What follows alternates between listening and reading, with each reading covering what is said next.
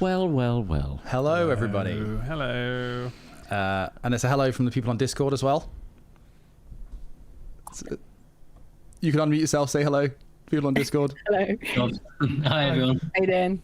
Good, Fantastic. right. Thanks very much for joining us this evening. This is Menhirs Fate's first live stream from this channel. And we are just going to be spending the next 2 hours or so. We're going to go till about 9 o'clock. Answering any questions you all have. Hopefully you have some.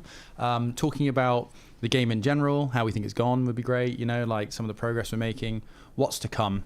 But yeah, this is a Q&A by and large about, we released our core rules yesterday, which I'm sure you're aware of if you're here. If not, go to menhirsfate.com. There's a wiki section now, which will be grown over time as we add more and more information to it.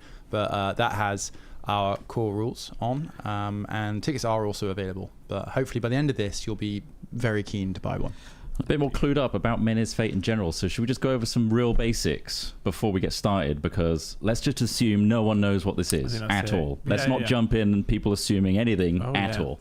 So Ross Hornby, hello. You know the least. What's a menhir? What's a menhir? That's a great question. I'm going to actually put that to one of our people in our Google Meet, not Discord. Yeah, that's probably what confused them. Sorry. I'm going to throw that to Kitty because for reasons.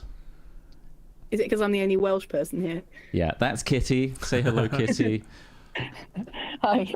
A menhir is a big rock. It's a Brythonic word for a big rock. And we thought it would be a good word to signify that this is a UK LARP. Yeah. Yeah, absolutely. There you go.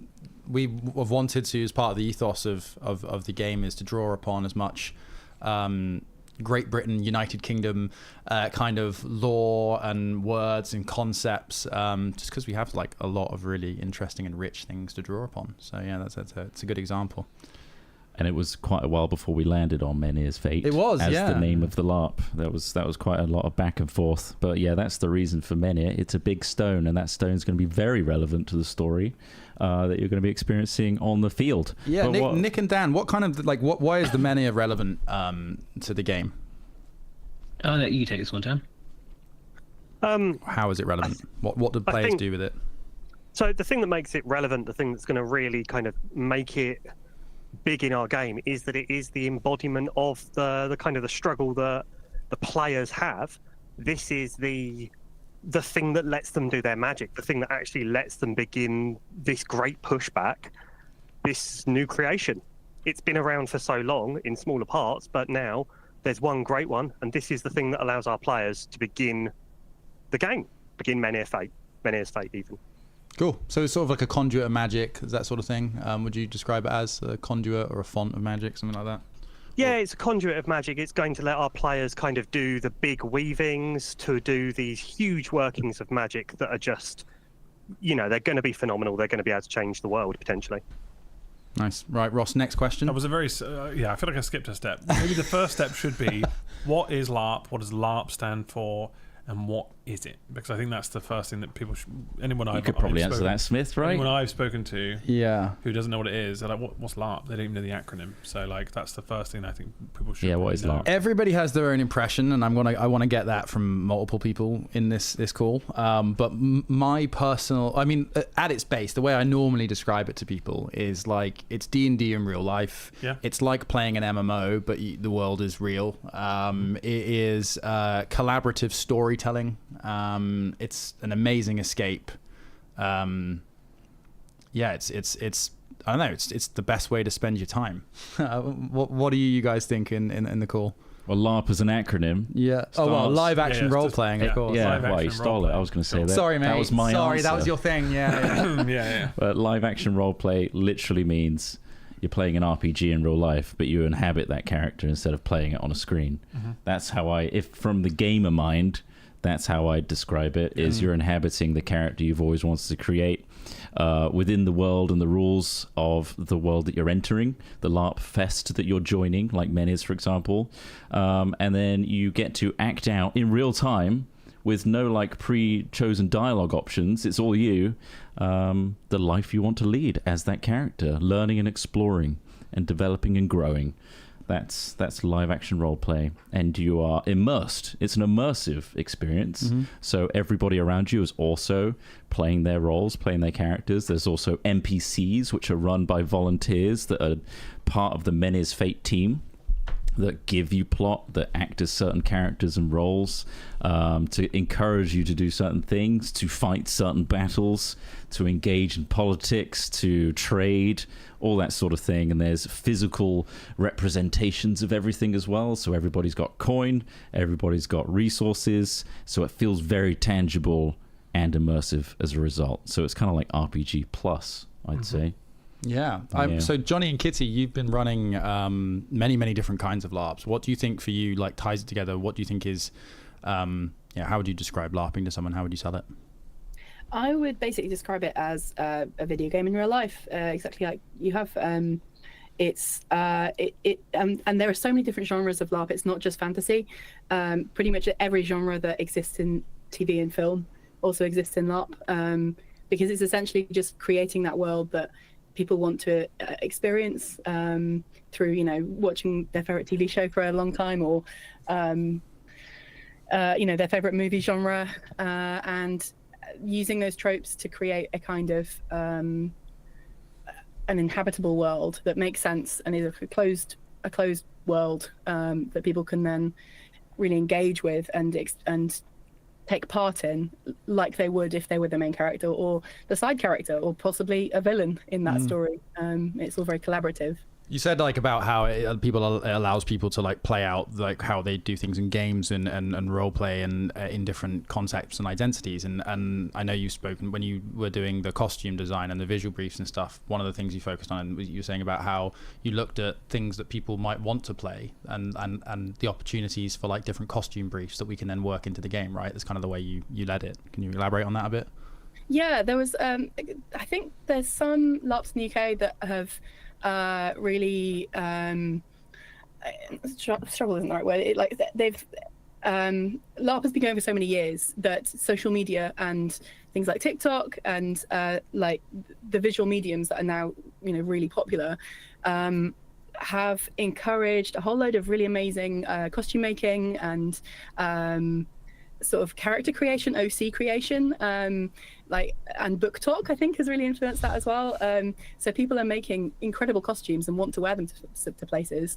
But I think at the moment we've got some gaps in that market, and so being able to fit those into some aspects of our nations. I realize I keep Mike Wazowskiing myself by being right behind this logo here. That's fine. We can hear what you're saying. Yeah. And so, that was something that we really thought about, was like, what are people wanting to wear? What are people feeling great wearing from historical costuming? And how can we introduce that into some of the character briefs, some of the nation briefs, rather. So like cottagecore and sort of like hobbitcore kind of stuff, which is obviously very popular from the Hobbit LARP that I ran. We're just sort of thinking about that broadly right at the start to try to make sure that it is appealing to new people coming into the hobby who may want to make outfits that don't quite fit into other systems. And yeah, exactly. We want this to exist alongside other LARPs as well. And so giving people more options that they haven't had the chance to play yet is awesome. What have you got any favorites yet, like kit brief wise, some of the stuff you've seen put together? Obviously we released a video last night on the Hat Films channel. Well, before we go too deep onto details. Right, so really like to go deep. We're still on surface level here. Okay, right, sorry. We're going really detailed. So let's keep it simple. Nick, I've seen you've been gathering a load of questions already. Pick your favorite one that you'd like to answer that anyone can understand the answer to. Right. And also, Nick, introduce who you are. Oh, hi, I'm Nick. I am the creative director of Menhirs Fate. I'm one behind a lot of the answering of questions most of the time when it comes on like Facebook and things, but will be other people eventually. So yeah, I've got a good question, which is, because loads, and one is, what is included in the ticket price? So with the ticket price, we'll have a bunch of things.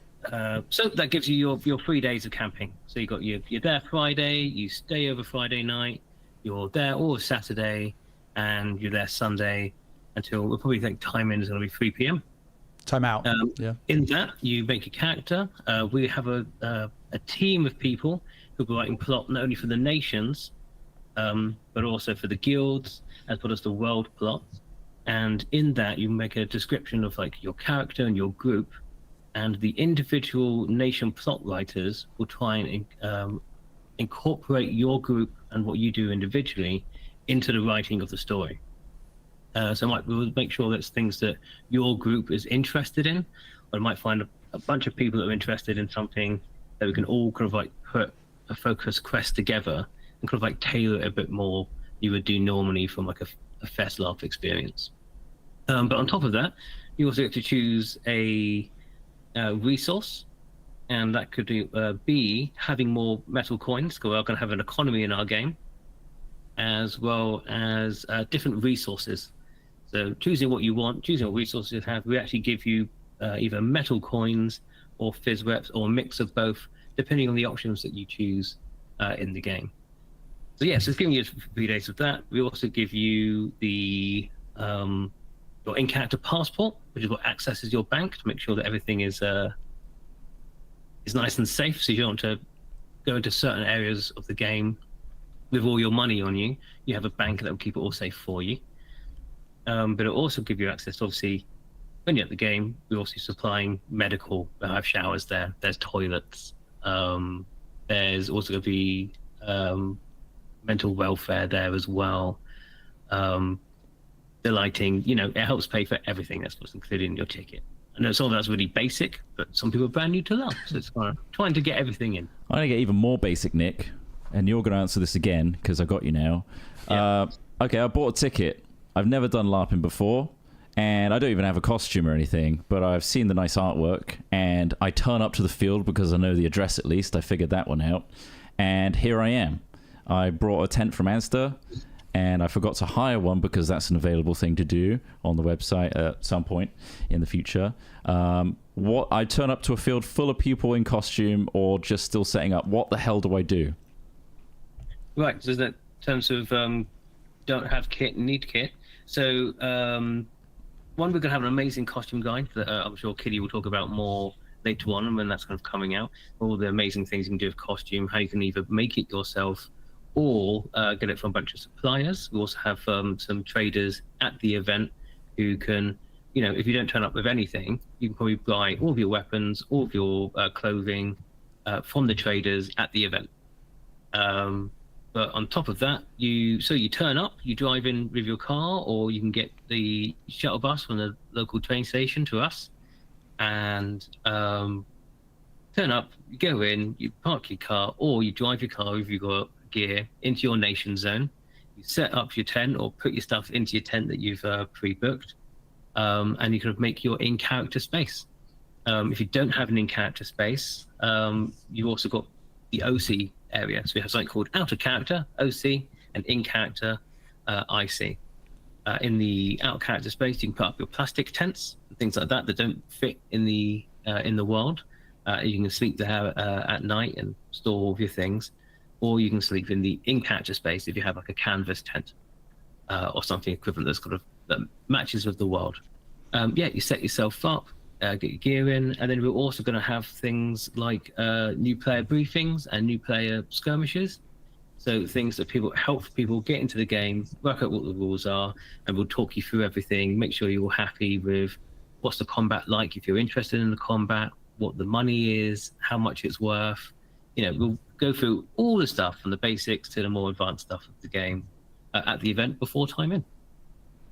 I think that was a great answer. Yeah. Is there anything you want to elaborate on that? No, I mean, obviously try and buy a ticket well in advance because you get the best price. Try not to turn up on the day. We can sell tickets on the day, but it's the most expensive way for us to do it, and therefore it's going to be the most expensive way for you to buy the ticket. Just a base layer or two is a good idea, you know, if you do turn up. But like Nick says, if you really want to, you can buy all your kit on site. We've got some really great traders who've filled out our application.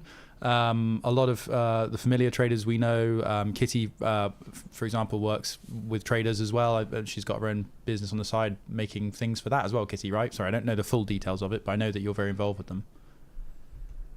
Yeah, that's right. I go to a whole bunch of trade stuff. But yeah, there's an incredible array of stuff available in the UK. And a lot of it is made by small businesses who have got really very good at making very specific stuff that you can't really get anywhere else in the UK. So yeah, we've got some. What? Just pointing out something you made. Oh yeah, right there. Very nice. And yeah, so there's a ton of traders who go to some of the biggest UK LARPs, also go to other kit fairs and games conventions and things like that, LARPCon and other conventions, and so there's you can essentially show up in. I wouldn't recommend it just out of that peace of mind for yourself, but theoretically you could show up with no kit at all and manage to come out with a full outfit. But it's always best to be prepared. I'd say It is, myself. yeah.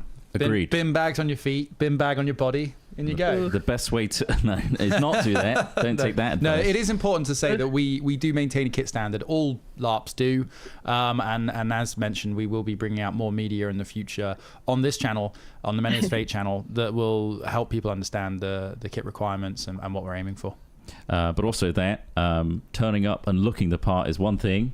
The other side of it is understanding the rules and understanding the world, which is why we recently released, on our website at least, our wiki, which is a huge endeavor. And I want to say a huge thanks to the team behind it, in particular Persephone and Dan, who are in the call with us. So let's speak to Persephone briefly. Hello, Persephone. Hello. Hello, there's Persephone. Every time I speak, you see a tiny Ross. It's really nice. that is me. That's a but tiny me. Persephone, would you like to briefly go over, with Dan as well, what the wiki entails, and if they were to go on the website with no knowledge, what can they expect to see there, and how can they get prepared? Yeah, so the wiki has come out from a couple of other large systems implementing similar things to present information. Originally, we had some discussions around like what's the best way to get these large amounts of information in front of people in like an interactable way, and a wiki is a good way to do that. So we spent the last couple of weeks kind of putting it all together. It's going to have a lot more content as time goes on. It's supposed to be an evolving repository of the rules, the world, all of the like nation stuff is going to go on there and be expanded over time. And we can update it and change it if we decide that things need to change. Like, we're very open to feedback in terms of like the world. And yeah, it's a very useful tool for presenting this information. Agreed. And Persephone's done a fantastic job presenting that, because it was all translated from a variety of PDFs, Google Docs, and other forms of media into one space that's legible and accessible to you people out there. So again, it's going to be an evolving thing that's going to be tweaked, it's going to be improved over time, but I think we've got a really good core start here at least. And we also have, if you go on the wiki at menhirsfate.com, there's a nice getting started bit which guides you through, like, maybe check out the rules first, and these are the very, very basic core rules that you need to understand, and then you can go a little deeper. And over time, we're going to release stuff about the different nations.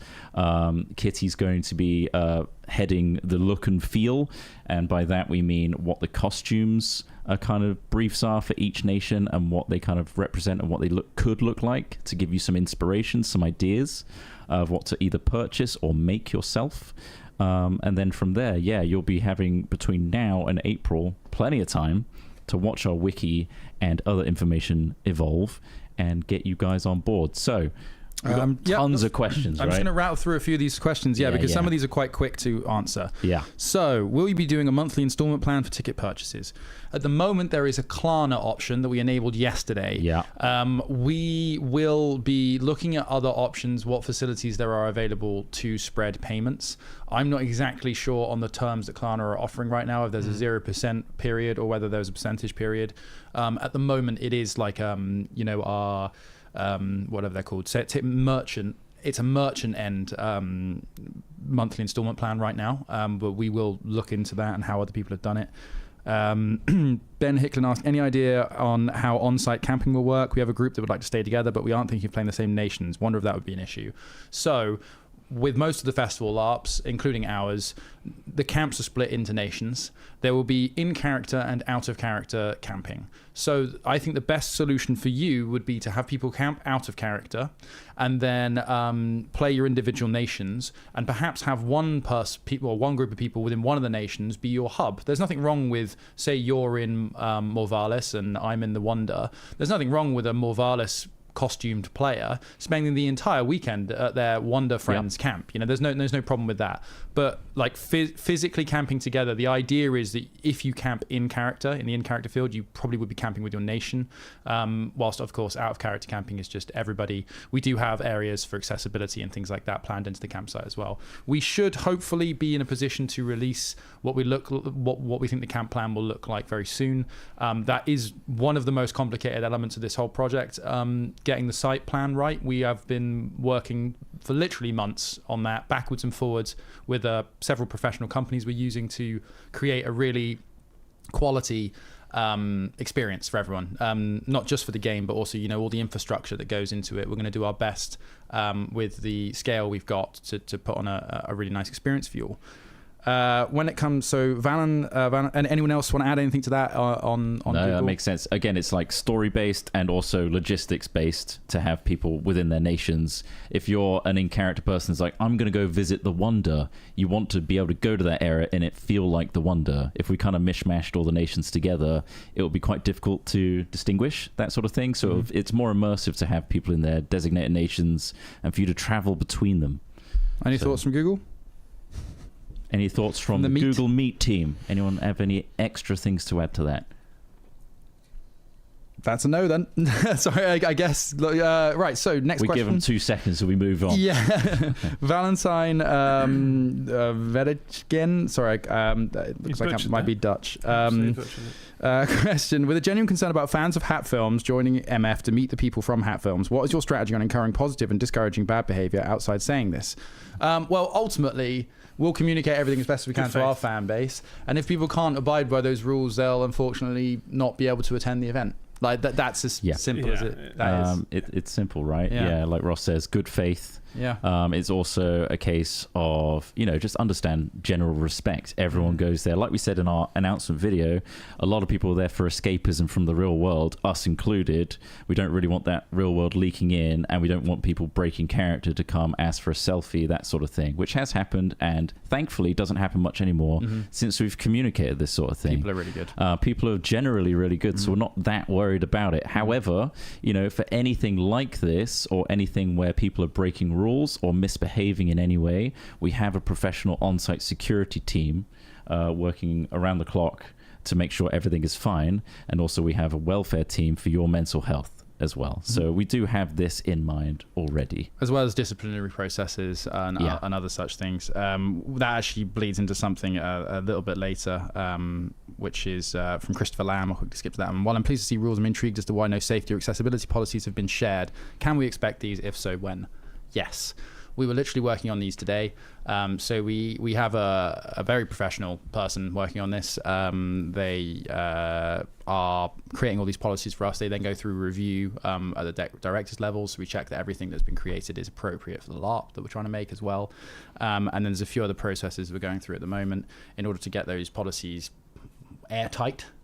And then we'll release them, but they are coming. Yeah, and they have to be released relatively soon. We're very keen to get them released very soon so you understand our policies of the varying degrees. Yeah, we've got like a conduct one coming out. We're going to have obviously like our diversity inclusivity policies. We have volunteer policy coming out. There will be a disciplinary policy. Like we have I think at least about 12 to 15 different policy documents that are currently in review. So that will be coming.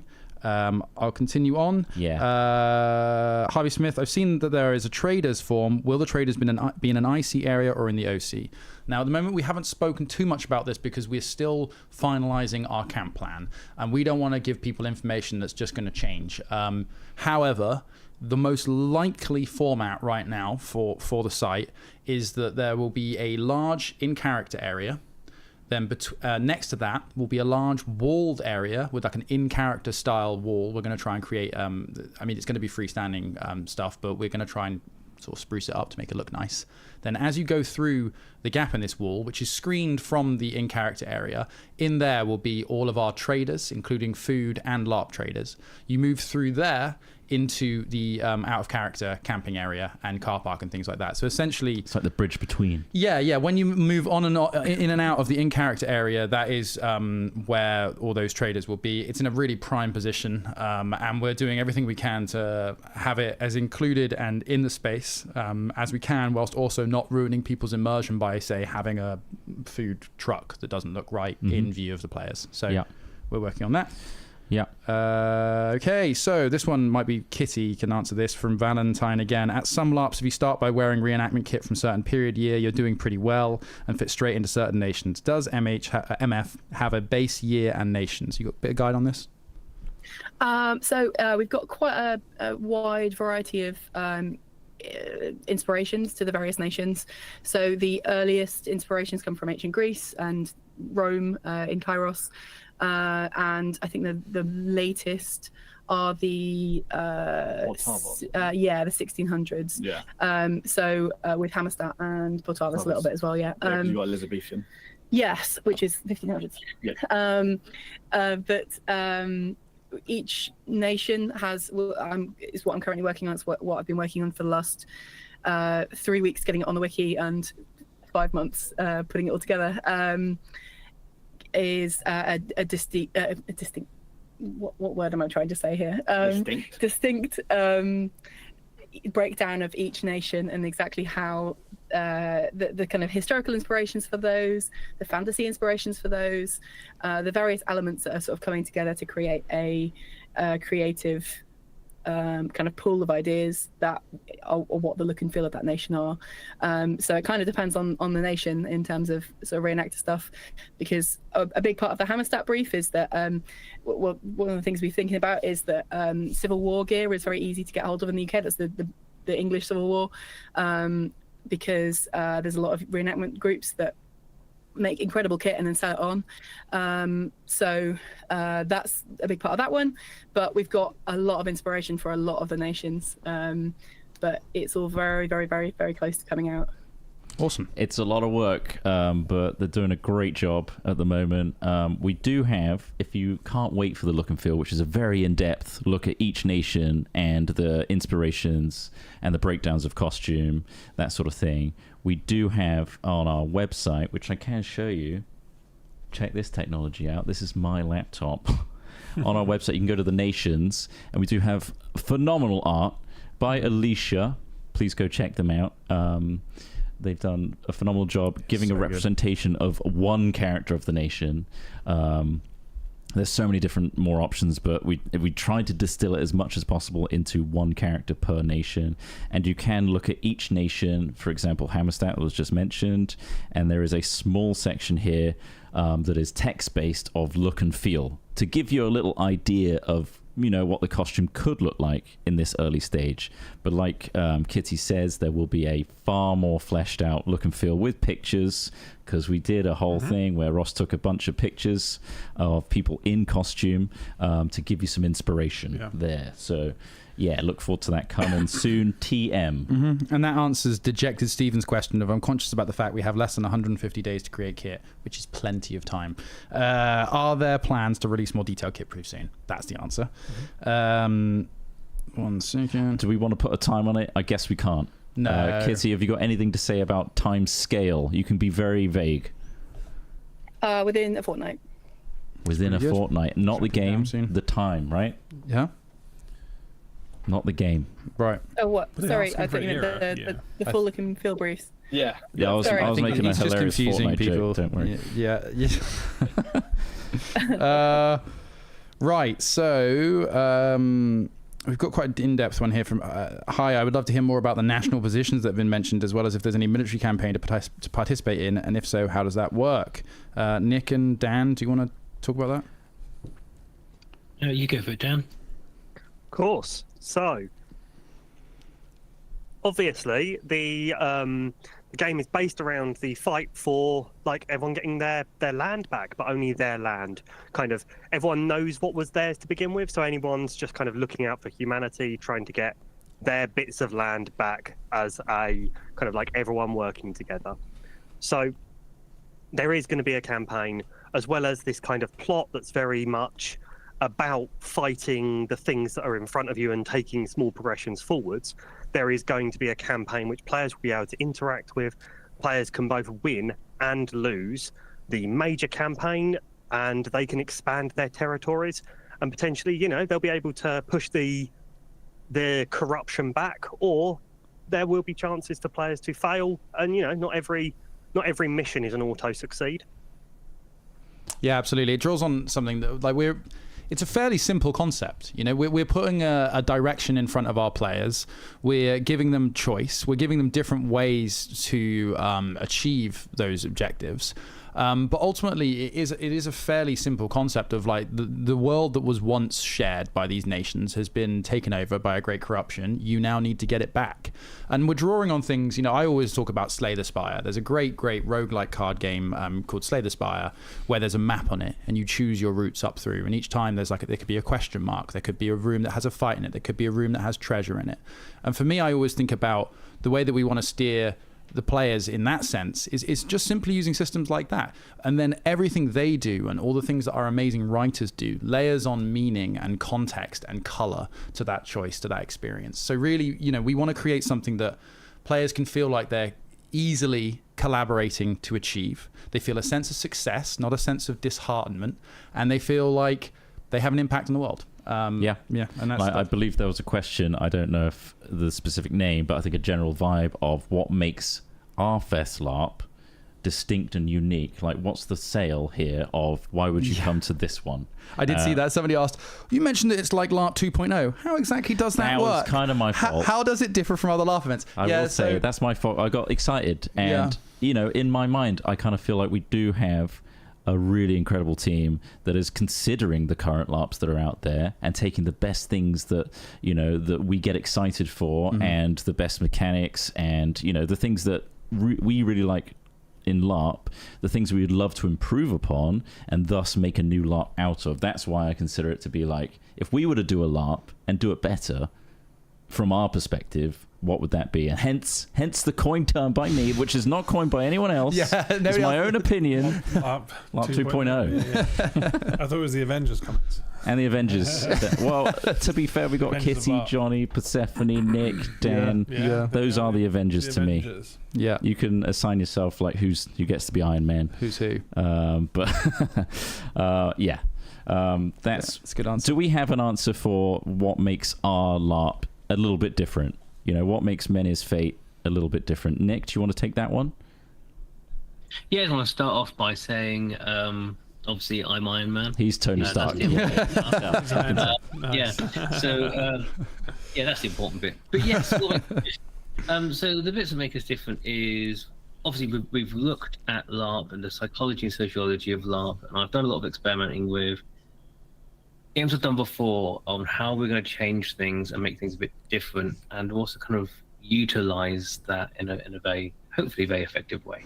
So one of it is sometimes breaking down the traditions of LARP. And there's a lot of things that are traditions that kind of go, well, actually, is that a tradition, or is that actually the best function for LARPs and Fest LARPs? So one of which was GOD, Games Operation Desk, that stands for. And that's usually where you go to pick up your character sheet, to get everything done. If you want to do a ritual, you have to go to GOD. If you want to do something in the game, you have to go to GOD. If you want to make a magic item or make a potion, you have to go to GOD. It can be different on a lot of different systems, but most of the time you go there. So we're like, well, actually, that's not very accessible to everyone, because depending on how big that festival is and you're on the other side, that might be a 30-minute walk to get there. You're then waiting in a queue because so much stuff is happening there. And then it's a 30, 50-minute, however long it is, walk back to your camp. That's a lot of time in your very limited time of playing your character, where you're doing sort of admin for us. And we don't want you doing admin for us. We want you to be playing the game and having a lot of fun. So what we decided to do is to have an in-character space, which is called the bank, or the banking guild, where you can access a lot of the game from that space. So it's central to the game, so everyone has an equal space to it. So it's fair for everyone, it's equal distance, and you can access a lot of the game there. And then there's also other areas that in character is part of what we're calling our city center, where you can do what your character can do in the game. Apart from that, you also be able to do it with our nation support and ref teams. So a lot of things, you don't even have to go all the way there to do it. You can just do it in your own camp. We can have a lot of player referees, as well as our nation support, who can help you process the things in-game live as you're doing it, instead of having to go off somewhere else to do these roles. We want you to be as immersed in the game as much as we possibly can. Apart from that, I think our magic system is quite different. Our enchanting and apothecary system, I think is quite new, and we're trying to make it so it's as inventive and open as possible for you to put your own personal character into the potion you make and into the enchantments you make.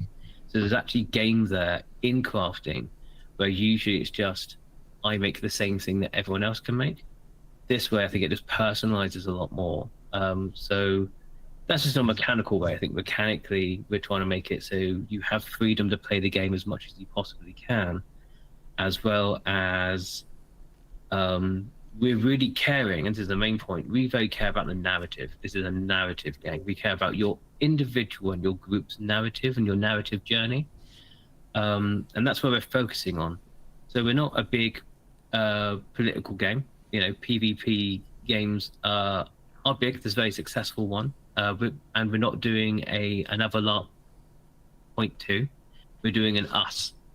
And what we're making different is we are the good guys. We are fighting against the evil invasion, and we care as a company about your personal journey as your character and how you narratively transform in that process.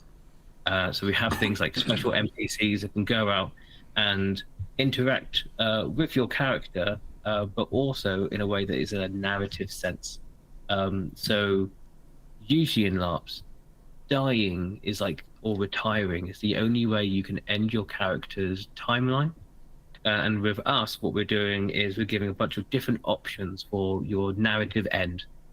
So there'll be a bunch of NPCs out there from some of the different spheres of magic that will give you opportunities to have a different narrative end to your character that isn't death, which may be becoming a god yourself, becoming a demigod, becoming a vampire, or becoming other sorts of magical creatures, or getting lost in your own narrative and going to completion. We're trying to get a different ending that you could potentially do with your characters or your group that isn't I die or I stop playing the game. So yeah, I think that's some of the ways that we're different. There's probably loads of others that I'm not thinking about right now, but I think that's... You touched upon an important one, though, of dying is one. That question come up a few times. So what happens when you die? So people have hit points associated with them. Everyone has a base level of hit points. We can get into the more nuanced version of this, but I'm trying to keep it quite top level. So imagine hit points in a game. Everyone starts out at the same level, and depending on the kind of armor and stuff you wear, it kind of adjusts that. So if you were to be hit several times, you would go down and you would be what's known as bleeding out. What's the name, the official term for it, Daniel, in our game? So when you are bleeding out, when you are dying, you're in a critical state. After you are in a critical state for 2 minutes, you'll then enter a terminal state. Once you are terminal, unfortunately, you are now dead. You are still able to continue to play the character until you want to, but you're unable to use any skills. You're unable to kind of do anything. It's really there. The idea is there for the players to be able to kind of give that last huzzah, you know, go to their friend, the person I really loved was, and then die. Like, that's the idea, to kind of let people have some fun with the point of that they're dying, and kind of be able to close that off. But yeah. Another question that came through was, once you die, do you just go home? Or do you make a new character? Yes, you must leave. It's a good question. Because like some people think, well, that's me done. And obviously, it's probably very disappointing, especially if you you've want had to that answer that, character Smith? several times. Like, Well, no, Dan, all right, Dan, you answer that one. If you die, do you go home? Yeah. Johnny, why don't you pipe in, my friend? No, you don't go home. You do exactly what they've said. You take a moment, you say goodbye to that character anywhere you want, and then you make yourself a new one, and then crack on in, and then continue playing. You get new items.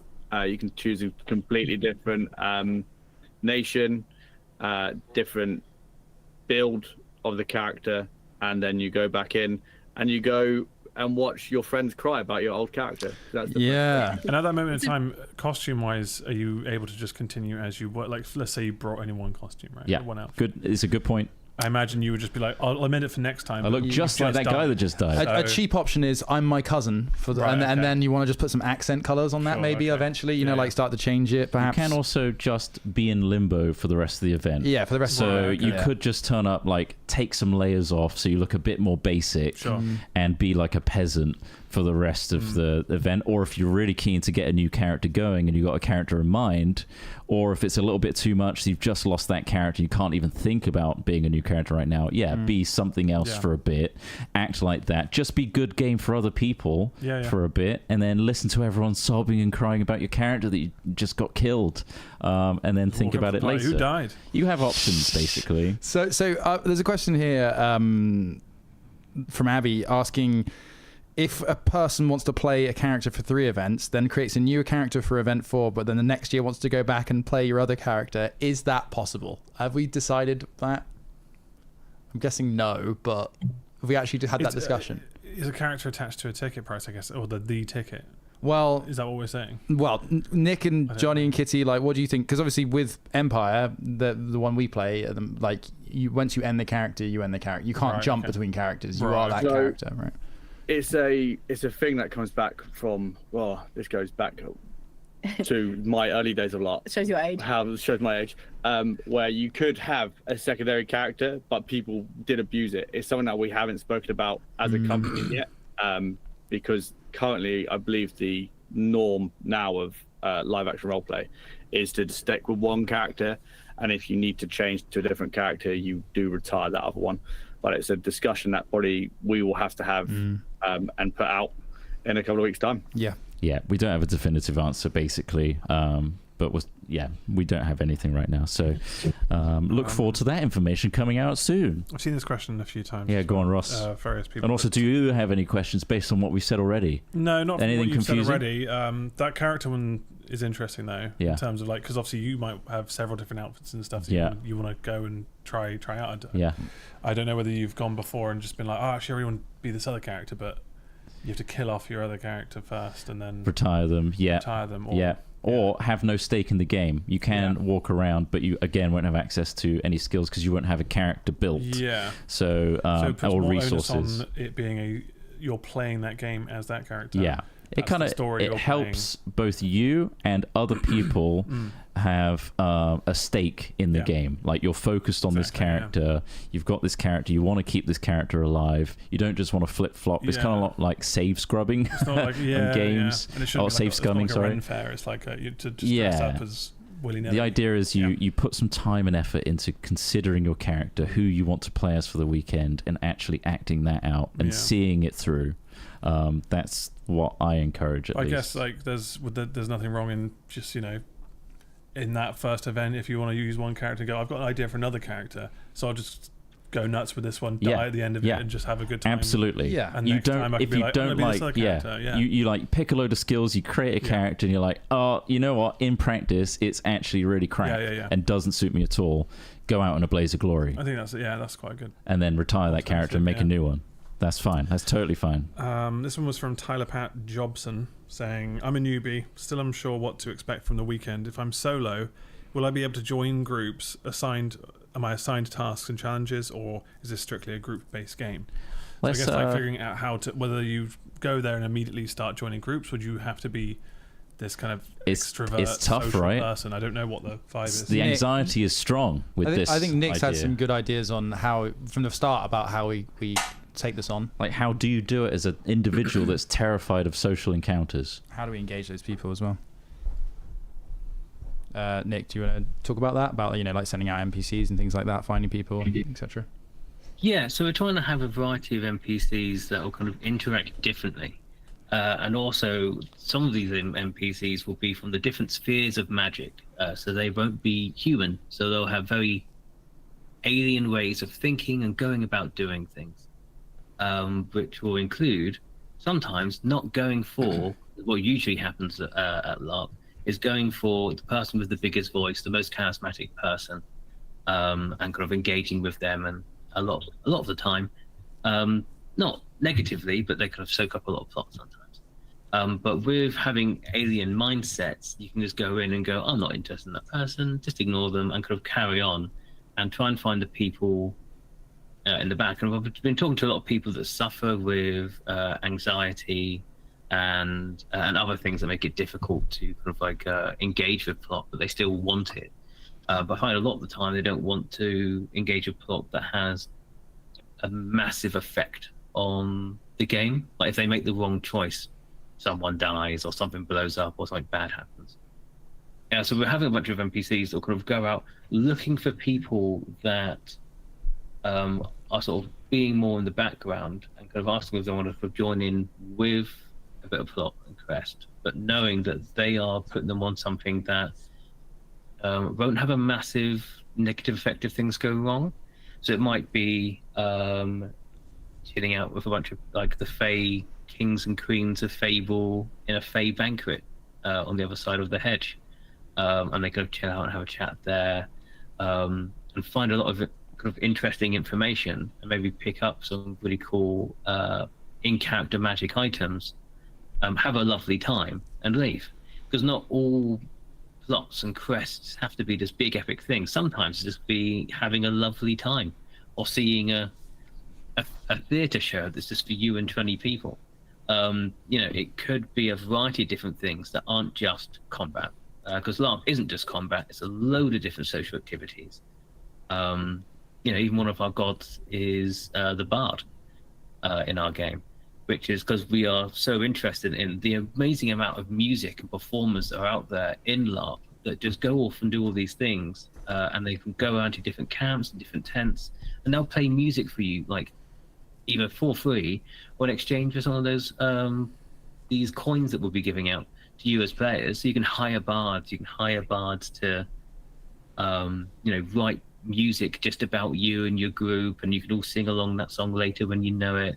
Like there's so much more than it is just combat. So yeah, we're kind of focusing on the fact of this isn't a game just all about combat. This is a game of all the different amazing things that LARP is, and we're going to encourage people of all different mindsets to engage in the game, and not just the super charismatic and the people that are amazing at fighting. We've got things for everyone.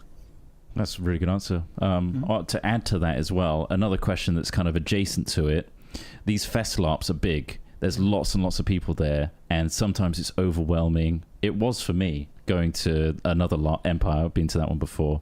Just getting involved in plot that's already kind of feels like it's been lapped up, and it's formed a clique. People are just doing their own things. What does Menhirs Fate do to make sure that, each individual that's paid their hard-earned money going to this weekend of thing gets something out of the game that isn't just absorbed by charismatic people or people that have been there for longer so they deserve it more, that sort of mentality. And I'll put that back to you, Nick. Yeah, so we've got a variety of different things that we can do, one of which is our guilds. So we have a variety of guilds that are tailored for people with specific mindsets and interests. So one is the Adventurers Guild. So if you want to go off and do this amazing, go off and do a quest, you definitely want to go off and do a fight or a thing. In the Adventurers Guild, there'll be a list of quests that will go out throughout the weekend and the day, and also inform you of what you're likely to encounter. So it could be, this is a fight. There's definitely going to be a fight here. Prepare for a big old fight. It could be, this is not a fight, or fight may happen based on negotiations.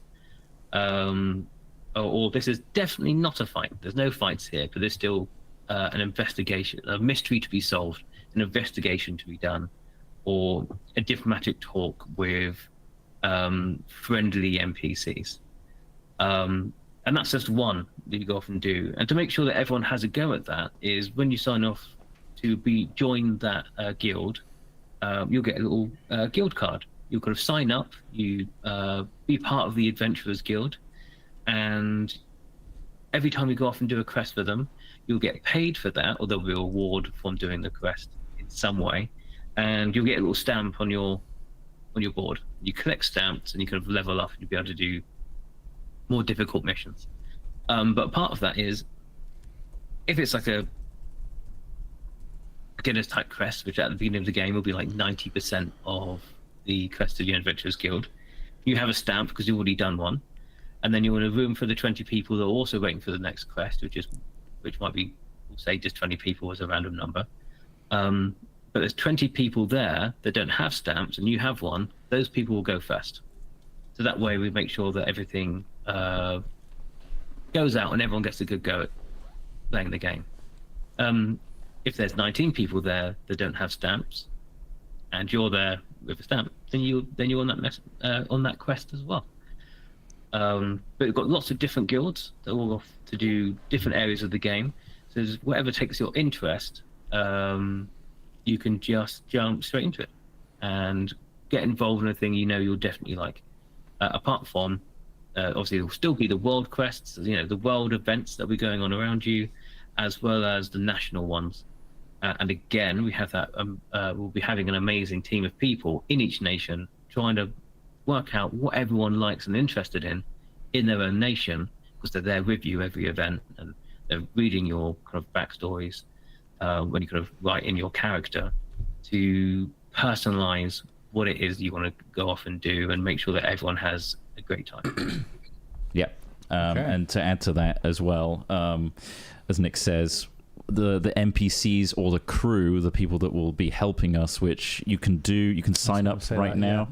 On our website, there is right at the bottom is a volunteer application if you're interested in being the other side, where you're given stuff to go out to the players to deliver plot or become a certain character. There's a lot you can do volunteering at Menhirs Fate. It can be both in the production side of the LARP, or it can be part of setup. It can be part of manning, car parks, helping with toilets. We do have a professional company that we're working alongside, but we will need a vast amount of volunteers, and really we'll work out a position that works for you. We'll do interviews as well, and we'll work out where we think you might fit in and if you'd be up for that.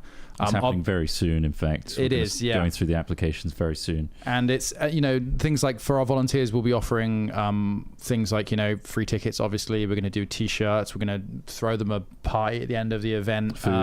This is going to be not just if you're interested in NPC stuff, crewing, volunteering in any respect, go to menhirsfate.com and look for our volunteer application, which is closing soon, and fill that out. Thank you. Yes, but also the ratio of NPCs to players we're aiming to have much higher than other large LARPs. So there will be more people available around within your nation that is providing story, providing plot, is also a person to go to if you're a little lost and don't know what to do. They will give you something to do in your nation. So that's the idea, again, with Menhirs Fate. That's a little bit different to other fests, is the bigger ratio of NPCs and crew, so you don't really know who you're speaking to. Are they NPC? Are they other players? But there'll be plot, there'll be interesting stuff to do all around you. Yeah, and Wraith Raider, it's funny reading that's a username names. When they ask for serious questions, they ask, I want to bring my family, RP with my children, and have them fully participate outside of big battles. I get that kids can't do that. Is this the right game for me? I think it is the right game for you. I will, also do right by the other festival LARPs out there.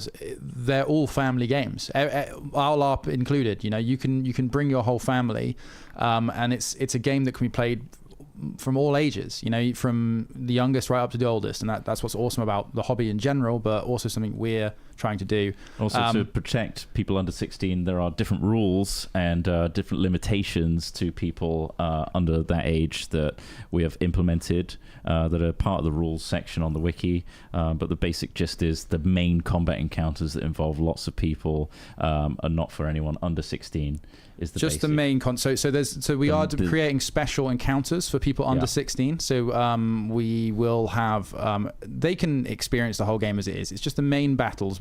Any large scale battles with full size people is a bit dangerous. However, we do very much want to give them a great experience, and our team is really excited to make sure that younger people get a lot of fun out of it too, and grow into adults that enjoy the game as well. But yeah, for sure, if you want to come with your family, it's totally a place you can do that. Obviously, there are some sort of rules and things like that. Like, if you've got children under 16, they need to be with you at all times. You can't let your kids run off around the site without. We are not a nursery. Yes, so they are your responsibility. Exactly. Like this is a collaborative effort, and so far the culture of all of the major UK festival LARPs, and one we hope to maintain, is everybody working very hard to make it a success, and that comes in all forms. Just making sure we're looking after each other, and making sure that we're respecting everybody's ability to play the game. Someone was asking about if they missed the first one, or if they missed any of them, I suppose. How does that work? So if you don't go to E1 and you want to go to the second one, what does that mean for your character? Do you start from scratch? Is that fine? Are you missing out something specific, or can you just start? Are you imbalanced? Are you a noob and everyone else has got exactly. more XP? Yeah. So how does that work for people? So obviously there's I'm going to pass this over to some of the game dev guys in a minute, but obviously there's an inherent advantage of being there on the first event, right? Like, I would implore you, if you're thinking about it, try and come to the first event, because it's going to be crazy. We're going to have to retcon a load of stuff, I'm sure, but it'll be an amazing, exciting experience. It's the best time to exploit the economy, right? That as well. As the guy that plays... Tagging along to that as well, somebody was asking, like, if they felt like it wasn't their thing, if they left, would that be like frowned upon? Like, no, not is at all. That fine? No, not at all. Like, there's no. But yeah, going back to if you can't come to the first event, it doesn't. You're still gonna have a great time. Like XP and min maxing is not that important. We are making sure that you can have a good time. But yeah, I don't know. Anybody else on the Google Meet want to say anything about that? It's something that we've been thinking about with character creation. So within the experience points, you will never be super duper like within 4 events. It will take a couple of events, but so people can catch up. Most of the skills that increase your hit points increase in XP. So if you want to get you start new, you're more likely to have the same hit points as someone else, because of how the point system works, or be 1 or 2 behind, if that. So we have put things in place that allow the new players to come in 2nd, 3rd, 4th event, even a year later, and still have the same experience. You may miss some story, but that will all be out there for you to find out in game, which gives you more opportunities to RP with people, which is what we want this game to be. We want people to go out there, ask questions about the world, and having other players that have lived the world for a bit, informing the other player of what they know, is something that we want to happen. It should be collaborative between everyone on that field. Some of the best LP I've had on FestLARP fields has been talking about things that to me were things that happened to either previous characters or that character, and telling the story or what I'd heard from a friend of a friend to people who weren't there, and being able to pass that information along. It's a really important part of the kind of social interaction of LARP.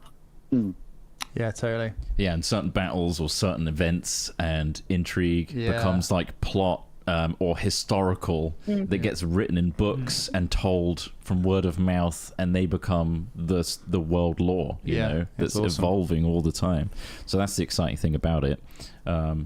You can catch up in very different ways, basically. Like literally go to a library, and I'm sure someone will make one about historical events that happen on field. Any other interesting questions? So bolting on quickly to the volunteer stuff I said a minute ago, a couple of questions around the idea of, will volunteers get like downtime or like R&R time yes, we're trying to work out a workload that means that people can do their crewing or volunteer role, and then they'll get downtime to go and play some of the game as their character or their R&R character. We will. I can't give you absolute concrete details right now, but we are very much, putting things in place to make sure that you still have a great time volunteering and you miss out on as little as possible. Yep. How do battles work? Yeah. All right. Do you want to get into combat? Yeah. Let's get into combat. The Google. Yeah, who wants to be fielder of combat and explain combat to someone that doesn't understand LARP combat? And in the context of our map as well. I know a few people have said, "Oh, this site looks massive. Where are you putting combat? Are you doing lots of combat?" It seems like a combat-heavy system, but yeah, if somebody can explain that. Live action roleplay combat is a contact sport. You have weapons that will be made safe, being LARP weapons. Usually they're fiberglass core surrounded with rubber latex. Before you hit anybody with any of them, you have to go to our weapon safety team. They then will safety check your weapon. If it passes, you'll then get allowed to use it. And that means then you're allowed to do combat. It's very simple. You swing a sword, you hit someone. And you just try and lessen. So when you try to hit someone, as soon as you feel contact, you pull back to lessen the blow. That's LARP combat. It is a contact sport. You will be hit by a weapon. When that weapon hits you, it does a single point of damage. Sometimes it will be followed by one of our calls, and then you react to what the call is. So if someone hits you and says stagger, you then follow the rule of what stagger does, and you take 3 steps back. That is LARP combat down to the teeny bit of it, of what it is. React to the hit, react to combat. It is live action roleplay, so you have to be live when you do it. With the map itself, we've got our very large forest area that we're going to be doing combat in. We've got a large battlefield, and also there's going to be some other little areas that we're going to set up as little dungeons, tent encounters, things like this, which will have certain things happen in that combat may be in. The best thing about this site is that because it is a festival site for music festivals, the wooded area is maintained. All the trees are limbed to a certain height. All the rabbit holes are filled in. It's not overgrown. They manage it really well. So it's a really safe place to fight.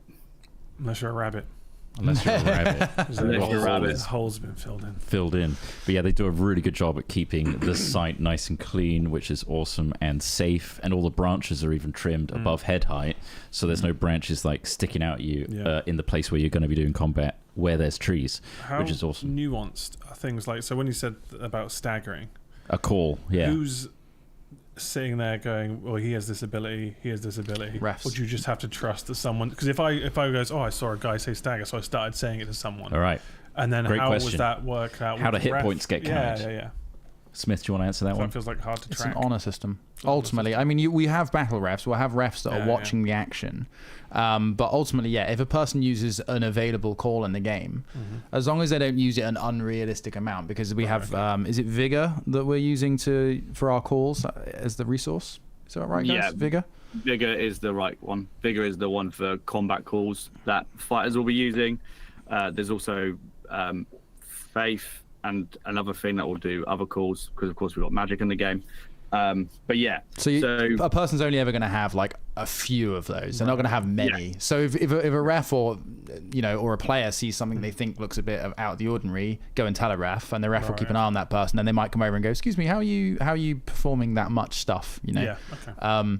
But I mean, ultimately, there is an honor system to this. It is a collaborative game, and you want to make it fun for each other. So if you do want to just go in and just cheat your ass off, like you can, but don't expect to make any friends. Being aware for someone new who doesn't know how to play the game, if they see someone. So you need to learn. Ideally, read the wiki before you come and learn the calls and the rules, and turn up to the new player environments and situations where they'll teach you these things. So we highly recommend new players go to the events, which will be very clearly outlined, and we'll post about them before the event as well, to learn the rules, do a bit of combat, back and forth without, having to do it for real. Do a bit of training, learn the calls, and try out the ones that you've picked on the website that you don't really understand properly, and learn how to react to them as well. It is role play. Like, if you get hit, you're like, oh, I got hit by, what was that weapon? A sword on my arm. There's no armor there. It's likely I got cut. So you're gonna hold it a bit and make it good for the other player. Like, oh yeah, I hit them with a sword. So it really looks like I hit them with a sword.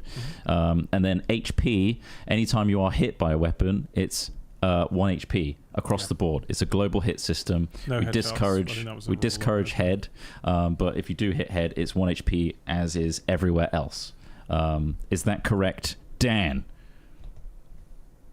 Yes, it is. Anything to add?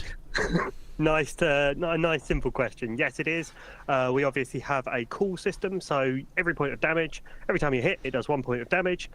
Inside every attack, there can be one call attached, and the calls can do an array of different things. Everything from, it staggers you, it knocks you back, it can root you in place, or it can completely obliterate your character. Like, these are the extremes. Every single attack will do 1 point of damage, and you don't need to say that you are doing damage. When you hit someone, you can purely just hit them, and they will take 1 point of damage. And you track your own HP in your head. If you're getting wailed on by 20 people with swords, what happens then, Dan? Am I counting every single hit by 20 people wailing on me? So it would be very unlikely that a player would have that many hits. We would usually have if you did, we would expect that you. Story, isn't it, from me? I guess you would have to track those hits, and I guess you would probably get chopped up and die in the game. If 20 people don't like you. Is there a gap between hits? So if someone's going because they got a really good drum hand and they're hitting my shoulder 10 times a second, is that 10 hits? So I think this drum rolling thing is something which is throughout loads of games. No, it isn't, because that looks absurd. It looks rubbish. We all know it does. So we want a player to actually swing their sword, actually swing their attack. If they're going to hit someone, to actually, they are hitting someone with a bit of metal. Let's actually do that thing and make that look cool.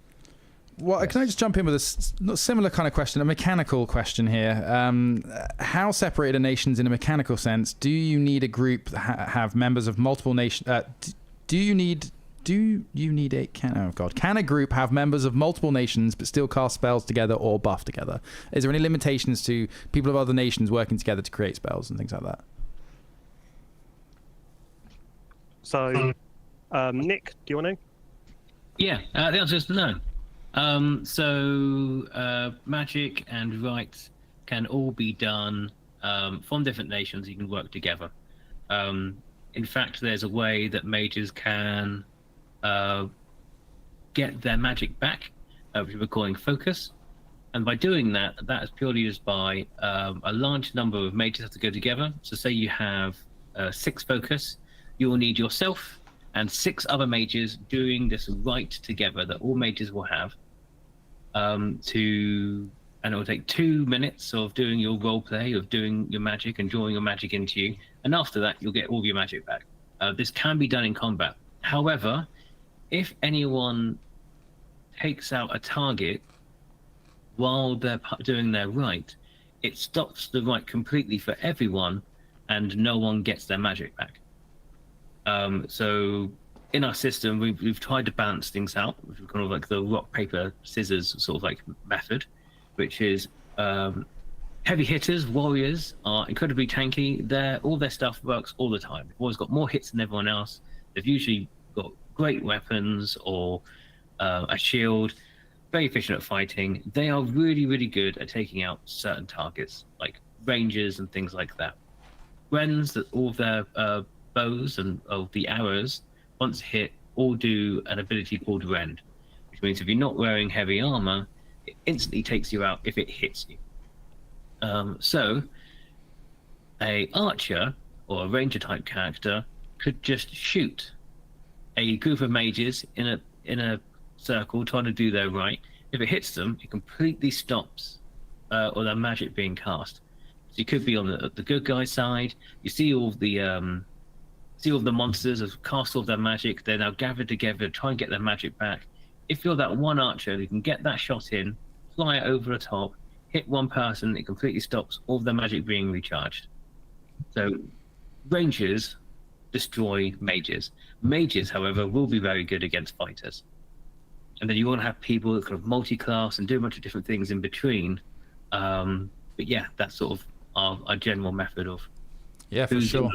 Why. Everyone, like, we're leaning into sort of modern computer game theory. I mean, rock, paper, scissors is obviously not modern computer game theory, but the idea is, like, you know, we want glass cannons in the game. It's fun to be a really powerful mage, but you know what's really fun as well? Taking out a really powerful mage. So, you know, a glass cannon makes sense. Tanks, things like that for heavy armor.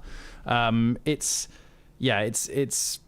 really fun. I think we play tested a little bit of it. In terms There's of more the to be actual done. combat. Yeah, there's more refinement to be made, but we have a really good core set of rules. It's already. really interesting. The classes strict to those time limits as well. Like it was mentioned a few 2 times minutes. about in terms of like also like if you go down, you've got you 2 minutes need to be before someone strict. can heal you to go back.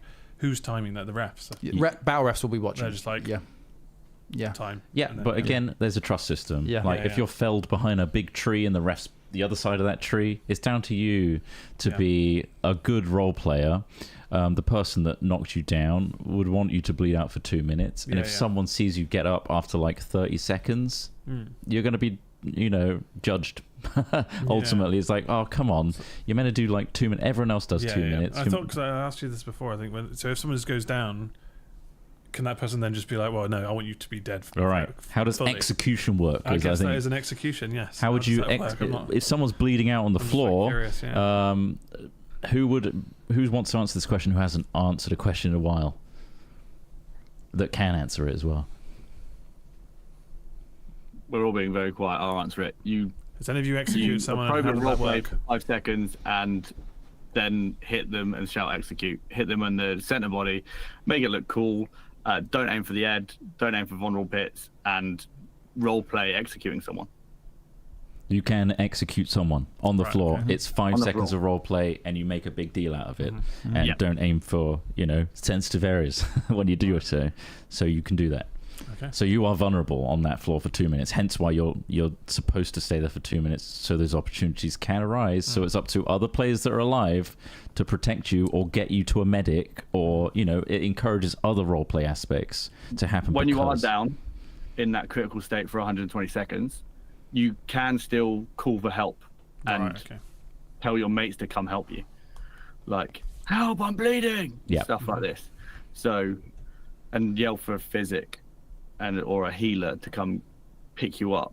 It's quite cool when you're lying on the floor and you're like reaching out for your friend while there's like see you behind the enemy line, and they know they've got like 2 minutes to get you, if that, depending on how long you've been bleeding out for. So yeah, it is. Being in a critical state doesn't mean you've got to be silent and just count to 120.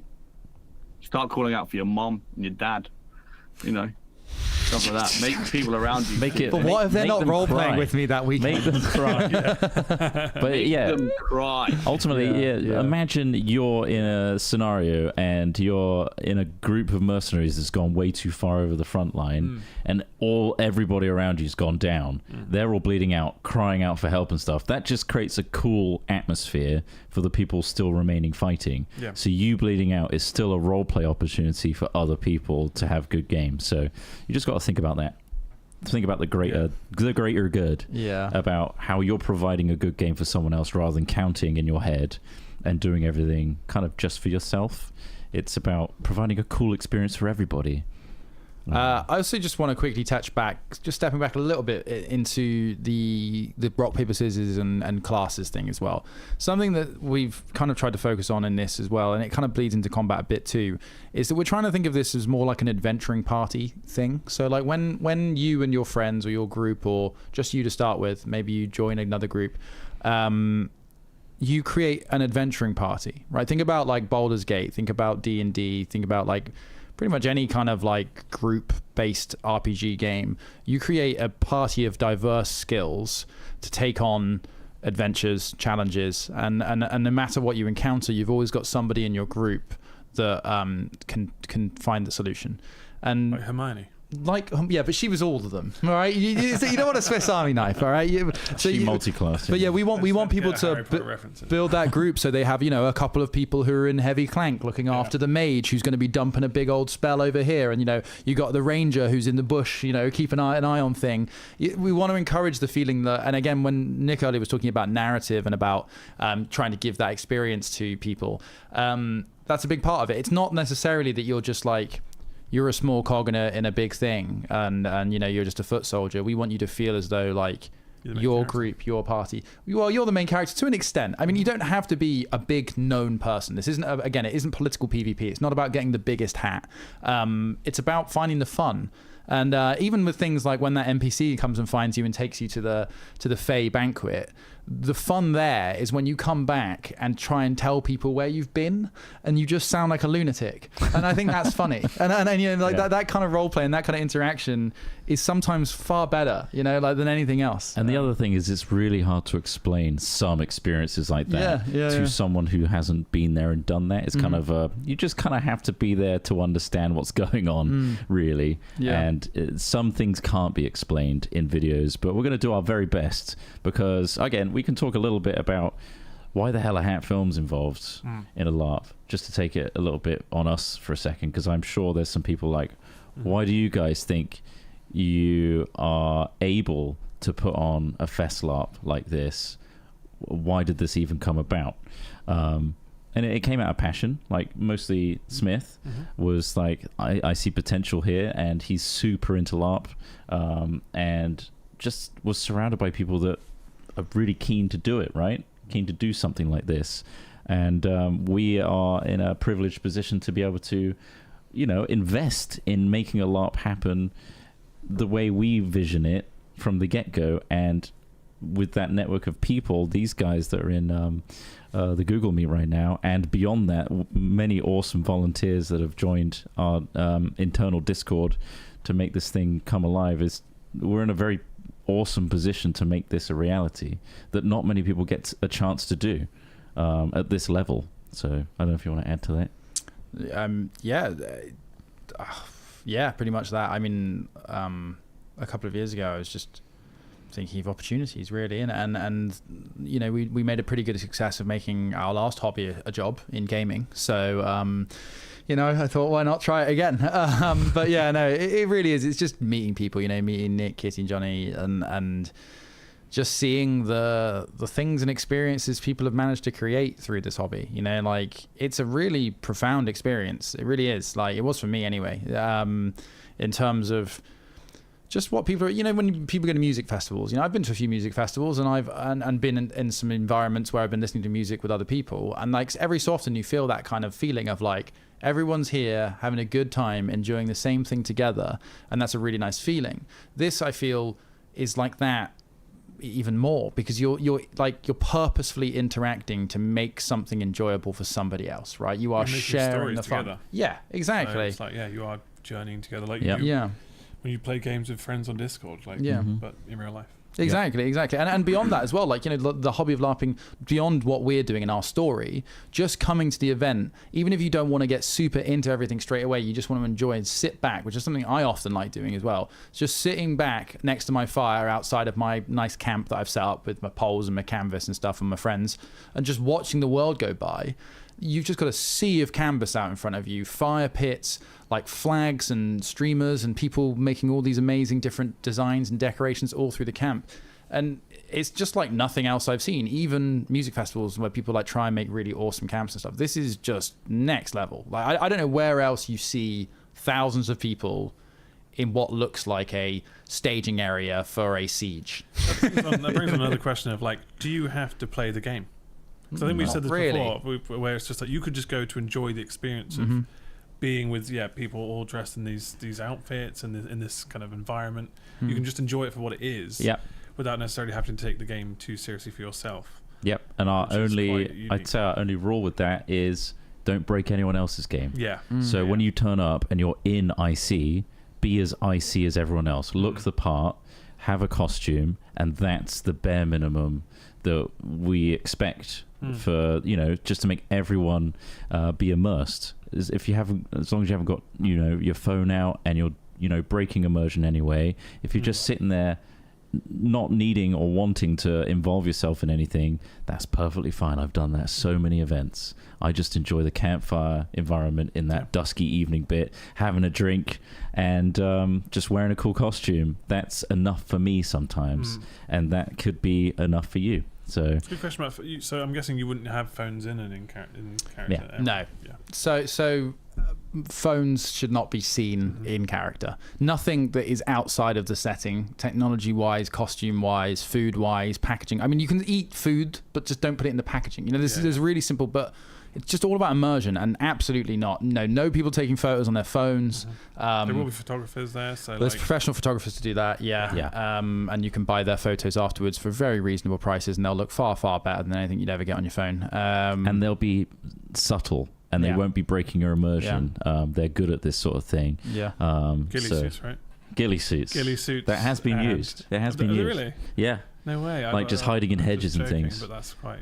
But also very strategically placed. They're just good at what they do. So let you get immersed in the game.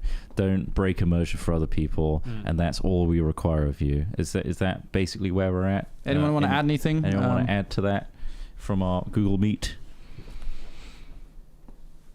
Nope. No. Someone's just put a note about no icy things, meaning that like certain accessibility aids and things. How does it fit in with that? Accessibility, that's a good question as well. Would you like to elaborate on that, Persephone? Yeah, I can do. I don't think we have something written up and out there yet for that, but in general, things like accessibility aids and stuff around that would not be covered by that sort of stuff. It's stuff that you need to engage with the game. Entirely fine to bring along, entirely fine to use. We're not going to be telling anyone they can't do that. It's more for things like don't use modern technology in terms of having your phone available. Yeah, just recreational side of things. Yeah, for sure. Thank you very much. This was a question which was from a Discord as well. It was related to accessibility issues and stuff like that. As from the Shadow Scythe saying, I have a twisted intestine, cannot be struck, and will obviously be avoiding combat. But are there provisions for that with the ref/team/volunteers to make sure it's enforced properly? Which I imagine there would be. Guys, how are we going to handle non-com areas and things like that? So, in our rulebook, we already have a good non-com, I think quite a robust non-com plan that was made with the kind of the input of non-com people. That's non-combatant. Non-combatant. So people who aren't combatants, whether it be for medical reasons or just because they choose not to. We have a system that's been designed that's inside the rulebook. This was designed kind of with them taking an active role in kind of helping us advise. So if you don't want to be in combat, there is going to be more than enough opportunities for players who want to play the game but not necessarily be involved in that combat aspect of the game. Because I think we're all aware that, hitting each other with swords is not for everyone, and that's really okay. And I think that there will be a wellspring of things you can do in Menhirs Fate without having to get hit by a sword or hitting anyone with a sword. Lovely. Yeah. I think that's fine, Dan. Thank you very much. Just quickly as well, whilst you're talking, I'm just catching up with some of the stuff you guys have been saying in the Discord as well. Nation support. Let's just touch on that a minute. It's nebulous to what we've been doing, talking about this right now. But just speak to me quickly. Explain to somebody how nation support might work within each of our nations and what they do. Should we give Dan? that to Dan or Nick? Yeah. One of you two. Yeah. Nick, do you want me to start and then you can come in after? Yeah. Perfect. So our nation support staff are going to be our eyes and ears inside the nation. They are the game's NPCs. These are full-time living NPCs. This is potentially maybe your high priest, maybe someone who leads your navy, someone who's been empowered by the gods to speak to your nation in whatever form that takes within your nation. And these people will just help guide you in character, knowing the plot, because they've helped write it. They're your communication point with us as a game. So they can help guide you to make sure you're getting involved in things. They're also there to make sure that people are safe and they know who you are because they're going to be interacting with you. Anyone who's kind of been one of these long-term NPC, non-player characters, within a nation. They're going to know you, they're going to know your name, and they're going to be able to welcome you into our world, and they're going to be able to help you get involved in whatever you say fit. Go on, Nick. Yeah, so the massive point for us on also safety as well. So going back to that sort of safety question previously, is you can tell your nation support team that you have, make sure I'm looked after. Please make sure no one hits me. I have whatever. So they're there to make sure that you're all safe as well. So if an encounter does go into your nation, what will happen over the radios, because we're all commed up with a radio system with every single person who's part of our staff, is to make sure that it's safe to do so.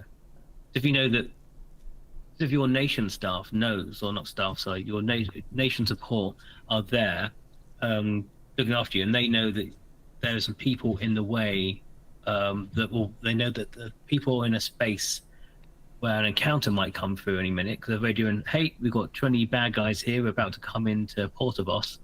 They go, are you ready? They can then look around and go, right, we're not ready. There are some people who might be in the way of this combat who will not want to be in this combat. They can then, in character, talk to people, move them to a side, or just kind of like, hey, can you come with me for a chat for a minute, and take them into a safe place and talk to them in character, and then radio through, yeah, we're safe now. So there's a variety of things that they can do.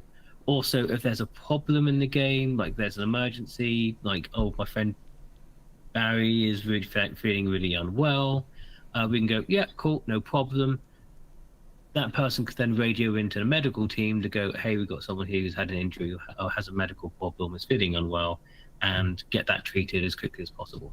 So they're there for a safety aspect, as well as getting you involved in the game, making sure you're having fun, and also to kind of like keep you in character and keep you engaged. So there's a variety of things that they do, and they work very hard. So please be nice to them. Nice, well done, Nick. You've also posted some other questions in here. Any in particular that you wanted to answer at the moment, or like pose?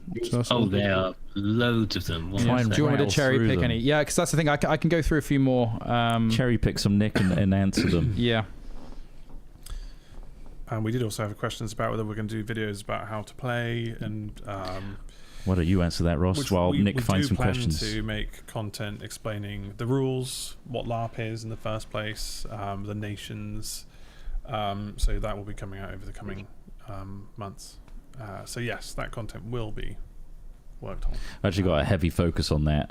It's one thing that we've seen a lot of questions, like MCM conventions that you guys have attended, and questions like, I've always heard about LARP, but I didn't know XYZ. We're going to try and make as much accessible content as possible, understanding our skill set, which is making videos like this, doing trailers and things like that, promotional videos. That's our strong suit, and we've already started to work on that sort of thing. We're going to be making plenty of stuff to make it as easy as possible to understand what you're getting into. There was a question that bounced off that, which was also like, will we make content for our channel of like behind the scenes and of the event and stuff, which I'm not sure, because obviously everything's gonna be in character and stuff, so we probably won't be running around vlogging. Yeah, it feels like most of the content that we'd end up making for Hat Films would be useful for Menhirs Fate, so it feels a little bit counterintuitive, doesn't it? I mean, maybe there might be one or something like next year when we're like, hey, we're here, we're doing this stuff. But by and large, keep an eye on the Menhirs Fate YouTube channel, where we will be releasing things. Obviously, the Facebook as well. We may have some collaborations with other creators out there. We're looking to explore those kind of things. But if it's behind the scenes stuff, almost similar to what you saw in like yesterday's vlog. It'd be like that kind of content rather than in-event content. We're going to respect our own rules and regulations of no filming and that sort of thing on field unless it is a designated photographer, videographer. We also respect people's privacy. So anyone that ends up in our videos has consented to doing so. You know, things like that we're taking into consideration. We can't just like run around with a camera in the middle of the field just because we have an invested stake in this. Exactly, it would ruin the actual. We're not going to ruin it for anyone else. Right, from Hat Films' perspective, yes. Whilst Menhirs Fate, we may have professional videographers moving around the site. Yeah. I mean, so that's just Hat Films doing Hat Films. Yeah, that's just talking about Hat Films. Not going to happen. Exactly. Okay, all right. Okay, so Nick, did you find any in particular you wanted to address? There's some really nice, easy ones, kind of like just get out, which are important. Are there hit points per limb? The answer is no. We're doing a global hit system and a global call system. That means if you get hit on your body, it takes away from your global hits, which means you will have one pool of hits. So if you have, so everyone at base has 3 hits, and then plus armor or different potions and enchantments and things you can have can increase that number. But every time you get hit on your body, like chest, arms, legs, you take a hit. You take 1 away from the amount of hit points you have globally. Cool. Same as calls. Calls work globally on your body, and it doesn't work against just a particular leg. So someone rends a leg, rends and hits you in the leg. It doesn't affect your leg. It affects your entire body. Goes to 0 hit points, and you start bleeding out and die. That's pretty important, but easy one to do. There's another one. How does stealing work? So this is one we're doing a little bit different. How does in-character stealing work? Obviously, out-of-character stealing is the crime. All crimes that exist in the real world is also a crime here. So don't do it. You can hit people properly with a sword, which means pulling your blows and things like that. That is perfectly fine. That's awesome. Punching someone isn't okay. That's not against the rules. That is a crime. That's assault. So it's clear. Very silly, but yeah, anyway. So IC theft means you can steal in-game against particular items. For example, Smith might have a magical sword, and that magical sword will be clear for me to see. There'll be like a ribbon or something on it that you can clearly see that is a sword. That's magical and has an effect on it. When he's not looking and it's not on his person, I can steal that sword and take it away. Now, before I do that, I need to either inform a ref or inform a ref straight after I've done it. Beforehand is always best because it stops any confusion happening if something goes wrong. Inform either before or after. As soon as I've stolen Smith's magical sword, I then go to one of our guilds. And this guild is the particular guild you have to go to put in to the center of the game, in our city center. Go in and you find a fence, which is an NPC in this guild. And you hand over the sword. You go, hi, I've just stolen this sword from this character from this camp. Say he's in Portavoss. I stole it from Portavoss. It's this sword. I stole it from this character. They look like this. And they go, okay, awesome. I will give you 5 legends for this sword, which is one of the names for our currency. And you can accept that or not accept it. If you accept it, you get 5 legends, and you hand over the sword and a ribbon. And now that's now processed as the area where, if you've lost an item, you go there to find it. The Smith later on might find out that he's lost his sword. I bet someone's stolen it. So he'll go to the guild and go, hey, find the fence, and go, have you by any chance seen this big flaming sword? And go, for a small finder's fee, I might have that, or do some sort of negotiation with you, or have a bit of an in-character chat. And they go, yep. You have your negotiation. At the end of it, you go, oh, what, like this one? Like, yes, that's my sword. And go, oh, what? Yeah, there you go. And you get your fizz weapon, your magic item back. If you say you don't want to have it bought off you, you then hand over the sword. The ref or the NPC will then take off that the magic item things from it, and he'll then attach it to a new fizz rep that you provide. So you have your own sword, and you attach it to that new sword instead. So we're still looking after your weapon. They can then come in and pick it up. So hopefully that helps out with a bit of the stealing mechanic and how we're trying to make it an in-character thing, which is all being done through an NPC who is taking track of these things. I think equally you're planning on giving. Well, we're planning on writing encounters for people that want to play thieves, right? So like we're going to send them out to thieve against PvE, not just other people. By and large, we want to provide really exciting roleplay opportunities for people who play thieves to perhaps use their stealing for good. Yes. There's a variety of different things that are classic parts of like D&D characters that just don't work very well in LARP. So being assassin sounds really cool. Being a rogue is a massive part of D&D, which people want to emulate. People want to do that as well as being a thief. But when it's PvP, you're stealing something from another player. You're murdering a other player. One person wins and some person loses, and that's always going to have like a bad taste in someone's mouth. So we're trying to avoid that, and how we're trying to avoid it is these guilds will give you the opportunity to do those types of things against NPCs. So the ideas we're coming from, and what I've learned from my experience, is if you give people the option to do that against NPCs where there is no bad taste, they're completely accepting of that, that will lessen the need or want to fulfill the role that you're trying to portray by doing it against other players, by giving you the opportunity to do what your character is all about, but against NPCs instead. So that could be go into this camp, which would be an outside area, an encounter, go off, a bunch of people, go in, raid this place, steal from as many people as possible who are the bad guys, come out, big success for you. Or it could be, right, there's this person with a particular tattoo on his right side of his face, looks in this particular way, and it's this color, and they look like this. They are actually a bad guy who's infiltrated the Haven. Find that person. He might be just outside the tavern. Because that's another question. We are having alcohol, but obviously please do that in a safe and reasonable manner. Outside the tavern. Oh, by the way, there will be alcohol. Yeah. Right, of course. They might be outside the tavern at 7. Wait for them, and get them, jump them, steal their stuff, whatever it is that's part of that quest to do that.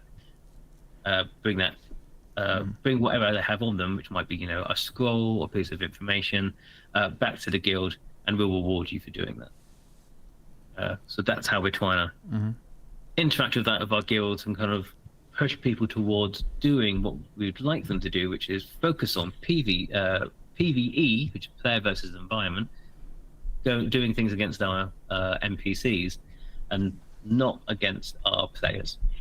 If they don't take it to the guild, what happens? Is that like a separate action, or is it just a case of bad luck? Because they didn't take the magical sword to the guild. It'll be bordering on immersion breaking actual crime, right? Where you're breaking the rules. So it's kind of like known that if you are going to do a crime, take it to the guild, and that's part of the fulfill the actual rules that we've set out, which is if you're going to steal something IC, you have to take that to the guild. If you're not doing that, you're breaking our rules, and you could get warnings as such, and disciplinary action could take place. So we're just encouraging people to obviously do the right thing, and we're also encouraging, like Nick says, with lots of PvE opportunities to fulfill your thieving needs that way rather than from other players. We're also doing things like, I feel like this is going to need some clarification for people. That's generating a lot of questions around the thieving thing. We will provide a more rounded and robust reasoning via our rules. What I will say is that things like if you zip up your tent, people can't go in there. I think that's even in the core rules out right now. Like essentially, if you want to zip up your tent and not have people go in there, then you can leave your stuff in there and it not get stolen.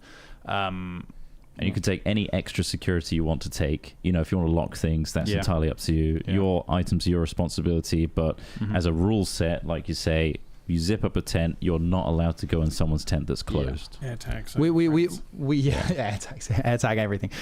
So we are thinking hard about this. We are players of about 4 or 5 different major LARPs who have stealing mechanics in them. We understand the caveats, the pitfalls. We've been doing it for a decade. Don't worry. It's on board. We're trying to get out as much information as we possibly can in the cleanest possible way. But let's move on to a different point now.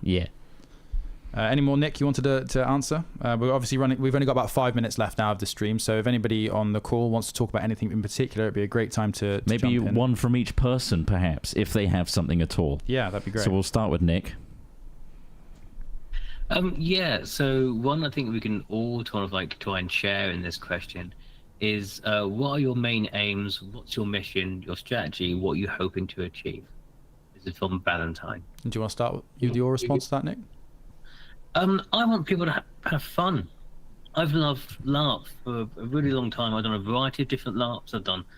I started off with a pirate one for the first time when I was part of a reenactment group. Got hired in with my reenactment group to do essentially special effects show for it. Then I went on to do zombie apocalypse. There's so much in LARP, but LARP is incredibly magical and a lot more complicated and diverse than people think that it actually is. People think it's just a bunch of nerds running around in a forest, but which is partly true. But it's so more. There's so much more to it, and it's such a magical experience in such a way that can really change you in a really positive way. There's so many people that I've seen come into LARP that are kind of shy or kind of lacked confidence, but it's really kind of boosted them and helped them out in life, and so many other things. It's massively helped me personally as a person. I've developed so many skills through LARP, so many social skills through LARP. It's given me this great opportunity, which I absolutely love, but I love seeing people being happy and having a great time and knowing that I was a part of that happiness. And for me, I have such amazing friends. I'm really, really lucky. And I'm sure everyone in this call also has an amazing group of friends, but I've got them through LARP. I found people that I'd never met before. Most of my closest friends now I've either been doing LARP with forever, or I've met them through LARP. And they're my closest, most personal friends. We've really bonded through this experience and going through things and going through challenges together as a team. It's been incredible, including my partner I met through LARP as well. My life has been massively changed for the positive with LARP, and I want other people to be involved and have that positive change as well, and just see people be happy, and expand their circles and improve upon themselves in their own way. Lovely. Yeah. Yeah, I think that's a really nice sentiment. Yeah, and Nick's got a real good head on his shoulders, and that sentiment carries through to a lot of people, I think, as well. We've heard so many stories of people meeting and getting together and forming bonds. That's pretty crazy, I met my partner a lot. Now my wife. So that's a good testament as well. I share your story, Nick. Exactly. So it's a great way to meet. All right, we'll move on to Kitty and Johnny then. Share your feelings about what LARP means. It's not a dating environment. No. Well, it's not bad. That's how me and Kitty met. As well. That's how Kitty and Johnny met. You got to think of something unique, though. It's crazy. What do I want to see? I just want to see where LARP will go into the future. I've been LARPing since I was 16. I've been running LARP since 2017. I want to see where we can take it, where the people and the players and the crew can take it, just see what we can do with a larger scale, and just make game for everyone. Bring the small vibe that we have from ILAP and Feast Your Eyes, being react to everything and don't expect the reaction you thought, and then put it out there in a larger scale. Everything's changed so much in the last 10 years, and we're really excited to see where it goes in the future. And hopefully, it'll continue to get more diverse as a hobby, and really appeal to people from outside of the kind of current demographics who have been in LARP for a long time, and we can keep getting it. We can keep making it something that's exciting to a whole bunch of people. And I think the kind of media that has been really popular in the last few years really feeds into that. There's a lot of Baldur's Gate pre-players who've come to LARP because they have really enjoyed that and didn't expect to. And that kind of fantasy fiction being a really fun thing to get to immerse yourself into as a bit of escapism from daily life, I think is something that we all could do with. Yeah. Lovely. Thank you. Persephone? Yeah, I think probably those same sort of things as people have gone over already. A lot of my previous experience has been playing them rather than running and crewing them. I've done some like really small scale stuff. So I'm really keen to see how it works for the big scale stuff. The last sort of 8 months-ish since I got brought on has been a gigantic learning curve, and it's been learning loads of new stuff about how to organize a load of different things, how to create a load of different things. Yeah, it's been a real wild ride of things. I think the thing that I'm most excited to see in the field is Cyridonia, partly because I wrote it and it's clearly the best nation, alongside 8 other really cool nations. But yeah, I'm really interested to see what we end up doing differently, what bits we end up going, cool, that's lovely from another system, what should we learn from them, which is a part of the process that we've been in so far. And yeah, what we evolve and see especially over the first year, and then over the next however many years it goes on. Well, we're going to live for at least another 40, so that's the plan. Yeah, we've got a 40-year plan. Finally, Dan. Yeah, so for me, it's just about, I think it's going to be really fun. I just think this is going to be a really fun experience because it's getting involved in day one. It's actually starting LARP, like starting a LARP. When it starts, the story is going to be living history. We are going to be creating living history for the players. And that's really cool. We've got such incredible plans when it comes to the faith mechanic and how the gods can grow and wane depending on how much faith is given to them. We've got such amazing mechanics when it comes to like corruption and becoming like how that twists your very spirit and how that's going to change your character, all the way up to, you know, doing deals with the baddies, actually becoming an enemy. And I just think there's so much there to explore and so much fun to be had. Honestly, mate, I'm here for a good time. Yeah, it's really true. And like drawing on, like you're talking about the corruption system and stuff like that, there are a lot of systems that are quite in depth that we haven't really covered today. This is our first Q&A stream. I think we've done a really good job answering some top level stuff. Surface level. But there will be more streams and more content to come that will perhaps focus on things like certain systems. We'll just do a little like workshop with just a couple of us just to focus on a system, and we'll put that on this channel. Things like a community Discord is going to be live soon. Yes. Nation Facebook pages have been set up. They just need a little bit of formatting, and then people will be able to join specific nations that they're interested in to talk about those nations within there. Yeah. So just stay tuned to our Facebook. Again, lots more happening over the next couple of weeks. Go to our check website. out our email. Yeah. Sign up for our newsletter. Right at the bottom here. Enter your email there. You'll get a newsletter. You can also join our Facebook group. Head on over to the wiki at the top here and just get frothing. Honestly, just get stuck in. It's going to evolve over time. There's lots there already, and the easiest thing to do right now is to buy a ticket. It all works now after you gave it the hug of death last night. We've now given it a beefier server, so it all works properly. These are the 4 events throughout next year. The first one is the yellow one on the left-hand side. And have a look at those options and just get excited. And we're going to, like Smith says, create more community aspected things so you can start talking to each other and ask questions. And we're going to do more media streams and release videos, that sort of thing, in the coming weeks. Things are really ramping up now for us. So I want to say another huge thanks to everyone that's joined us on the Google Meet today. We have our fellow directors and workers with us as well. So thanks to, firstly, to put faces to names, we've got Nick, Tony Stark. That's Did you want him to say hello so we can see your face? Hi everyone, and bye. Thank you very much for joining in.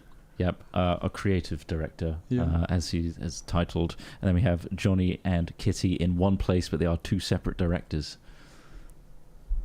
Say hello again, just because otherwise on the stream it won't come up. Is it muted? Say hello, Johnny and Kitty. So you can say goodbye. There we go, that's Dan. There's Dan, and then there was Persephone as well, the writer of Cyridonia. But thanks everybody for joining us. Unless anybody else wants to jump in case there was anything else we've missed. If not, we'll be wrapping up here. Speak now, forever hold your peace on Google Meet. It's literally just our touching base with you and showing you that it exists, and just look forward to more to come, because there's plenty of it, and we'll hope to see you there.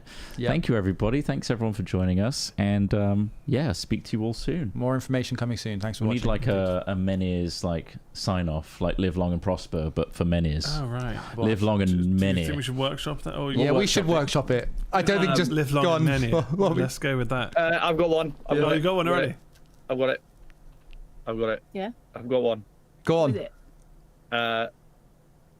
Fortune secure, future assured. Oh, Fortune secured. So that's something else. We'll talk about the coins at some point. But we've got some custom coins created by an incredible artist, and there'll be all sorts of designs based on the nations as well. We've got it all coming. There's so much to come. It's great. It's exciting, and it's overwhelming as business people trying to make this work. So look forward to us losing our minds slowly as we make this a reality for you. Okay, have a great time. See you all soon. Goodbye. Bye. Bye. Oh yeah, I need to do the offline thing. Yeah, you gotta go and press buttons. Don't forget we're live on Hat Films as well. Oh yeah. Quick, live on Hat Films as well. Just fill the air, quick. So take us live. What do you think about the current climate in the world? Okay. Like